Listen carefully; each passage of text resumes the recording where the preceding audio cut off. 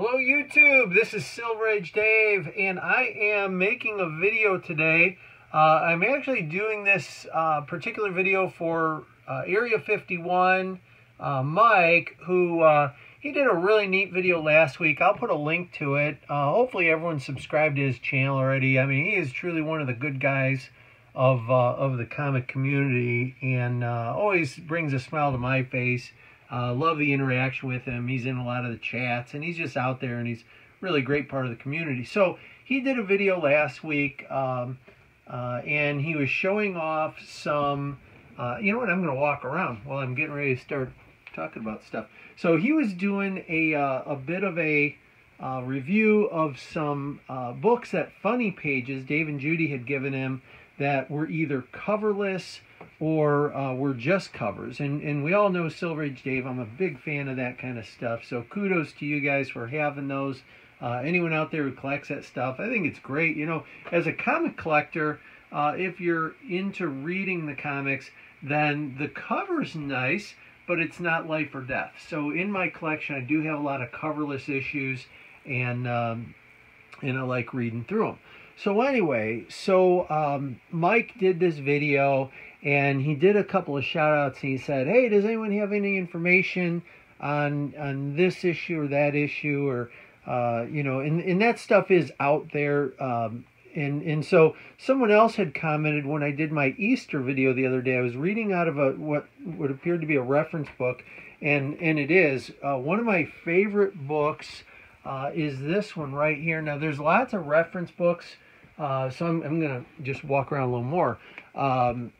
Metarog Roger did a series of one, and maybe I'll put his link also on these indexes, and these have an incredible amount of information in them. So if you want, you know, the true detail information, these Marvel comic indexes by Mr. I think it's Olszewski, these are absolutely a great way to go. Those are great reference guides. But what I use more times than most to gather information is this book right here. And it's just a comic buyer's guide. It's a standard comic book, 4th edition. I think this book I bought in 2004. Let's look together here. If you see, okay, it says copyright 2005 up there, so it's probably 2005. But I do buy current. I buy the big print ones now, the comic book guides, because my eyesight isn't great. I got one eye doesn't cooperate. So the reason, though, I would encourage you guys, if you come across one of these, is that it has an incredible amount of information on specifically older issues. So right here I'm in Amazing Spider-Man. I just got into it, but let's go to just some earlier. We'll go to the beginning here. So so here's Amazing Spider-Man, and we'll just pick an issue, you know, number 7. So now, of course, these prices aren't accurate. This is December 1963, color, 12-cent cover, near mint value $1,100. Now that is a few years ago. Okay, so more than 10 years ago, but it did list them out. So there were 281 graded. The best was a 9.6. It showed the low, the average, and the high on each of the CGC auctions. Return of the Vulture, 21 pages, Stan Lee, Steve Ditko, cover and art, second appearance of the Vulture versus the Vulture.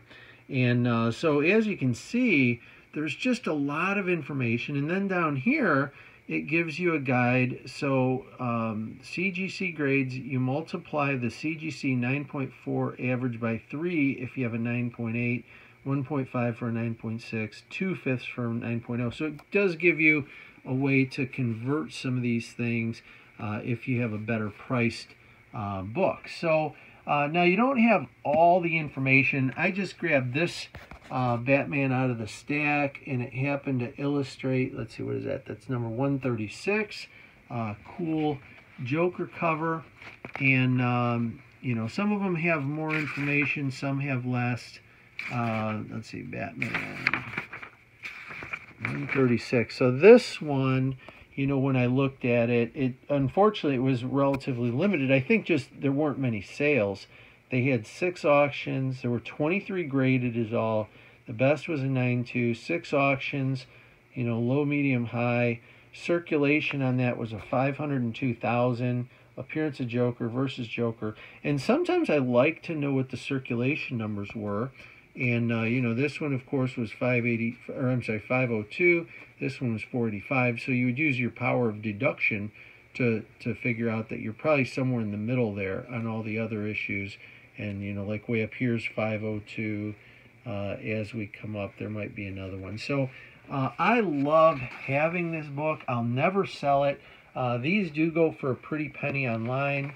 It is the smaller print, but it's an incredible amount of great information. So when I get an issue that is, for example, coverless, well, I can come through here.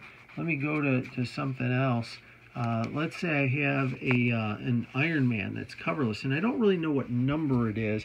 Well, I can come through here, and I could look usually at the name of the story. So Industrial Revolution Part 2, and here at the Whirlwind, Bring Me the Head of the Hulk. So if you have that splash page, sometimes it'll tip you off on what the name of the individual comic, what the title of that comic was for that issue.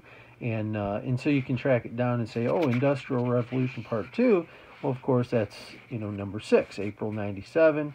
Okay, so that's second series, but, you know, certainly in the first series, they're going to have, you know, equal amount of information. So anyway, so Area 51 Mike, or anyone out there who wants to gather information on books, this is, I believe, the last year that they made this particular title.